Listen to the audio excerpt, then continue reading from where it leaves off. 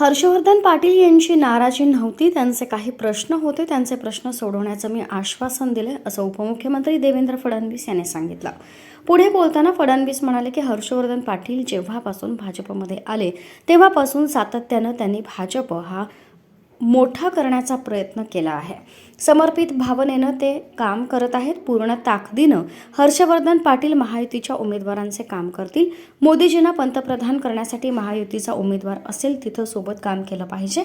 कुठे काही नाराजी असेल तर दूर करू, असंही ते म्हणाले. हर्षवर्धन पाटलांची नाराजी दूर झाली. त्यांची नाराजी नव्हती, त्यांचे काही प्रश्न नक्कीच होते. कारण एवढे वर्ष जेव्हा अमोरासमोर लढतो त्यावेळी निश्चित त्यांचे काही प्रश्न असतात. ते प्रश्न सोडवण्याचं मी पूर्ण आश्वासन दिलं आहे. त्यातल्या काही अडचणी आम्ही सोडवलेल्याही आहेत.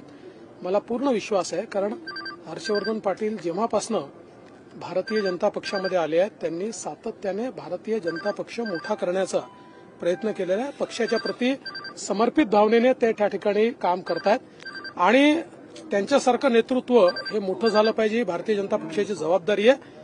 म्हणून मी आपल्याला एवढं सांगतो की मला पूर्ण विश्वास आहे, पूर्ण ताकदीने हर्षवर्धन पाटील हे आमच्या महायुतीच्या उमेदवाराचं काम करतात. ती एकदा निर्णय झाल्यानंतर सगळ्यांनी मोदीजींना पंतप्रधान करण्याकरता जो महायुतीचा उमेदवार असेल त्याच्यासोबत काम केलं पाहिजे.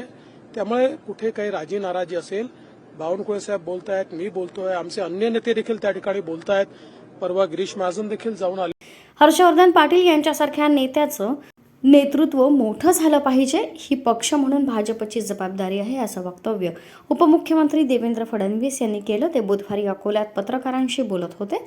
यावेळी त्यांना बारामती लोकसभा मतदारसंघातील अजित पवार आणि हर्षवर्धन पाटील यांच्यात सुरू असलेल्या वादाविषयी विचारणा करण्यात आली. त्यावर देवेंद्र फडणवीस यांनी म्हटलं की हर्षवर्धन पाटील यांची काहीच नाराजी नव्हती, पण त्यांचे काही प्रश्न आहेत. इतकी वर्ष एकमेकांविरुद्ध लढल्यामुळे असे प्रश्न निर्माण होतात.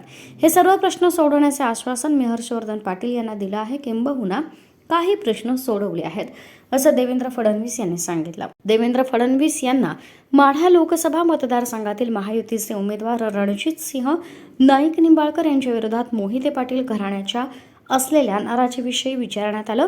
यावर फडणवीसांनी म्हटलं की आम्ही मोहिते पाटील यांच्याशीही लवकरच चर्चा करू.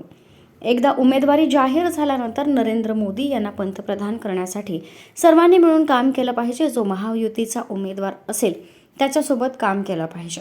त्यामुळे आता राजी नाराजी असेल ती दूर केली जाईल. मोहिते पाटील यांच्याशी मी चर्चा केली आहे. चंद्रशेखर बावनकुळेही त्यांच्याशी बोलत आहेत.